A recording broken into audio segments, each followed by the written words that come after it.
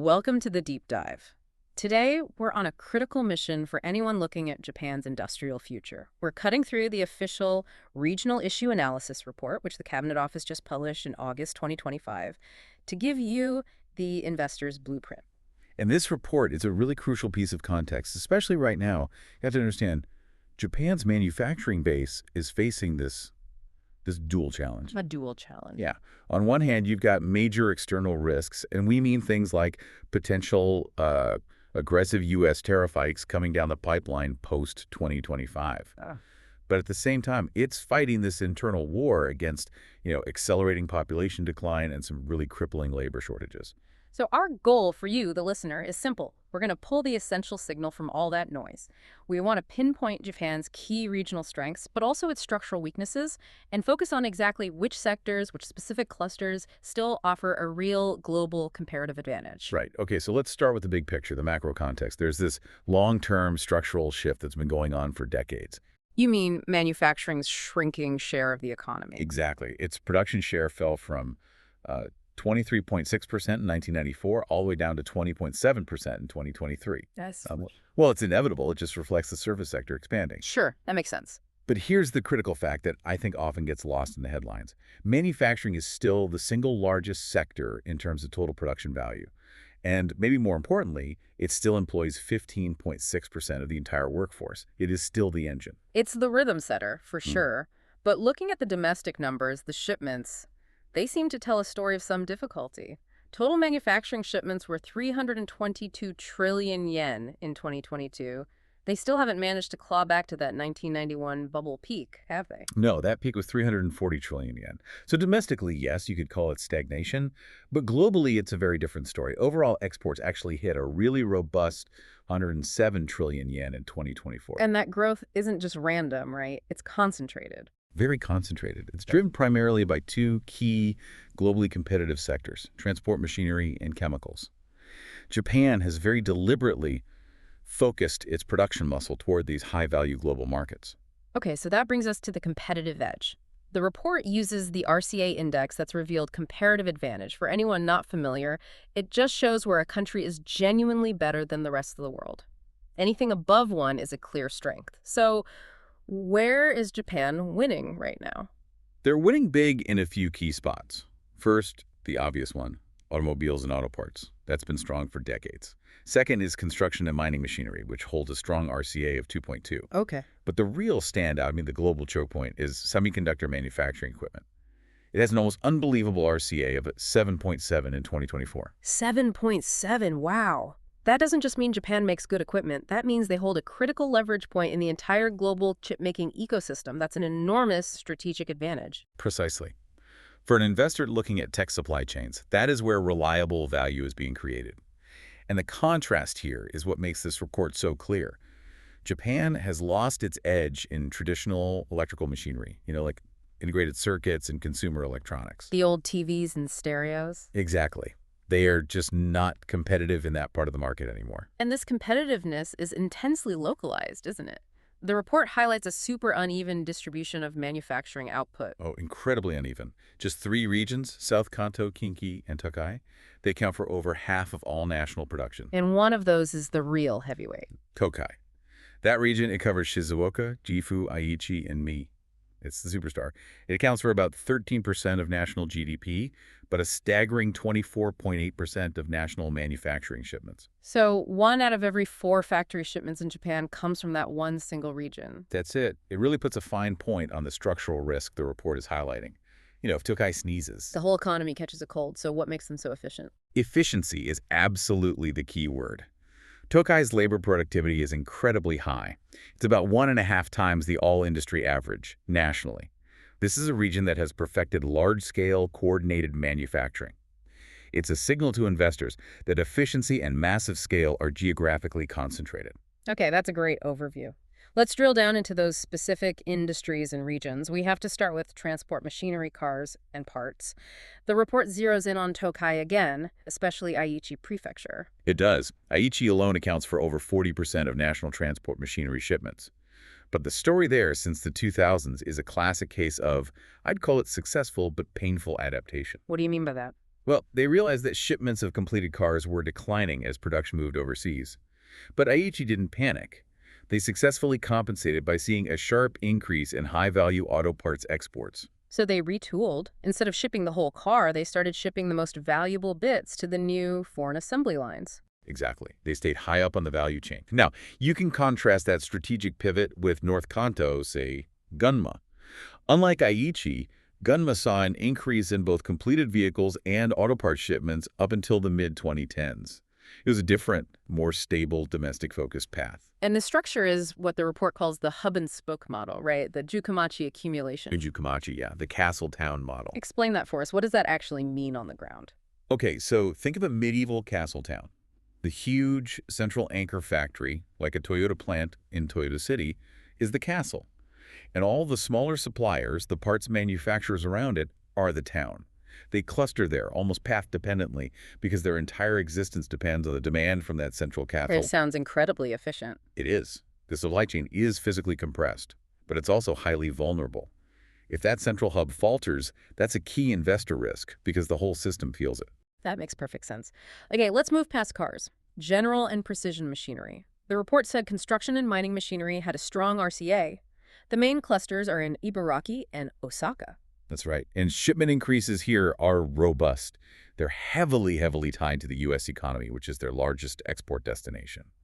Ibaraki's cluster is coastal, tied to port access, and huge anchor manufacturers in cities like Hitachi. And Osaka. Osaka is a unique blend. It has large anchor factories, sure, but it also features this massive concentration of small and medium-sized enterprises, SMEs, especially in places like Higashi Osaka. So we're seeing a mix. There's that efficient, centralized hub and spoke, but also something more like what economists call a Marshallian cluster. Exactly right.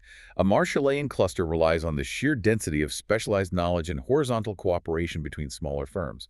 It's often more adaptable because it doesn't depend on one massive anchor. It depends on shared skills and nimble innovation across many different companies. Speaking of nimble innovation, let's talk about the real high-tech star. Semiconductor manufacturing equipment. This is that RCA 7.7 champion clustered in Miyagi and Kumamoto. Yeah, and the growth is undeniable. Shipments have been growing rapidly since the mid-2010s, and then they accelerated sharply after 2021. The local impact is clearly positive, too. Both Miyagi and Kumamoto have seen long-term increases in sector employment and, importantly, rising wages. These high-tech clusters are providing the exact kind of local economic boost the whole country needs. But the export focus here, that introduces a pretty significant geopolitical risk, doesn't it? Oh, absolutely. The export landscape is hyper-targeted towards East Asia. We're talking China, Taiwan, and Korea. China alone is now approaching 50% of these exports, according to the 2024 data. 50%? Yeah. And while that's hugely lucrative, that concentration means that any abrupt shift in U.S.-China trade policy or any instability in the Taiwan Strait places a massive segment of Japan's most competitive sector directly in the crosshairs. That's a crucial insight for investors trying to balance that opportunity and risk. Okay, now let's look at the flip side. The challenge of decline, which is really encapsulated by electric machinery. A tough story there. Nationally, shipments are down a full third since their peak in 1997. It just tracks that shift in the global value chain. As Japan lost competitiveness in consumer electronics, regions like South Kanto saw the biggest decline. And the report uses Osaka as a kind of a harsh case study here. What does the data show about the real human cost of that transition? The cost was immense. Shipments for white goods, home appliances, they saw sharp drops that coincided with major factory closures in the early 2000s and again in 2020. Employment in Osaka's electric machinery sector more than halved between 1990 and 2020. Halved? We are talking about 6.1 million workers leaving that sector nationally. Wow. 6.1 million people. That is a massive structural change. It is. But here's the nuance, and this is important for an investor who's focused on efficiency. While the job base shrank so drastically, the report notes that individual employee wages were relatively maintained. So it wasn't a race to the bottom on wages. Not at all. It was a structural consolidation. Painful in terms of job numbers, yes, but it preserved high productivity and high wages for the workers who remained.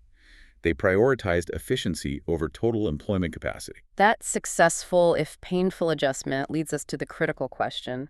How are regions preparing for the next wave of decline? What happens when the factory land itself becomes obsolete? The report calls this process industrial metabolism, and it gives some excellent examples. Look at the shift from manufacturing to services.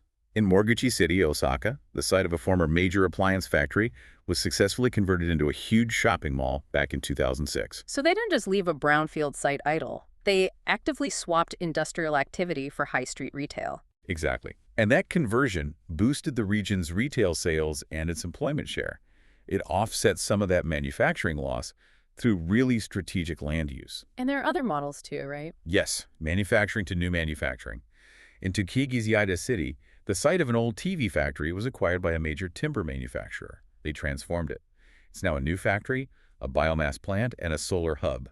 The pilot for that started just this year, in April 2025. A clean energy future replacing legacy electronics. And then there's that incredible story of internal diversification you mentioned, the Marshallian cluster, Tsubami Sanjo in Niigata. That's the poster child. After the decline of traditional metal tableware spoons and forks, after the 1985 Plaza Accord, the local SMEs, they leveraged their deep-seated skills in metal processing. They didn't move, they pivoted, they started making high-value household items, specialized tools, and now they're booming in outdoor and luxury kitchen products. So the same people who used to make mass-market forks are now making, what, $500 titanium camping kits? That's exactly the kind of high-value pivot we're talking about. And it requires intense local ingenuity and cooperation. Okay, that gives us the long view of adaptation. But let's bring it to the present. The immediate 2025 economic outlook. The report notes some serious headwinds. It does. National industrial production is flat. And crucially, the Tokai region, the manufacturing MVP we highlighted, is currently described as marking time. It's stalled. Why? That weakness in Tokai is mainly due to car model changeovers and factory adjustments. When the hub, the castle, slows down, the Jukomachi feels it instantly. And the export situation to the U.S. looks complicated. The latest data from June 2025 suggests that auto exports to the U.S. are showing increasing volume but decreasing value per unit. Wait, so they're moving more metal but making less money per car. That sounds like they're in a price war. Is that what the report implies? That is the implication. It looks like manufacturers are trying to secure market share by lowering prices or maybe shifting their export mix to cheaper models. It's a sign of intense global competition, forcing them to squeeze their margins in their biggest export market. But not every sector is like that. No, construction machinery exports, led by Kinki, are still robust. And on Asia, the report notes that while China-bound semicon equipment exports are stable, the recovery in Taiwan-bound exports has recently paused. It's a moment of caution in that high-tech recovery. So if we tie this all together for an investor, what's the big takeaway? Japan's core manufacturing strengths, transport, high-tech machinery, they're all concentrated in these highly efficient but also highly vulnerable geographic clusters, often in that hub-and-spoke model. But isn't that concentration necessary for the incredible efficiency we saw in Tokai?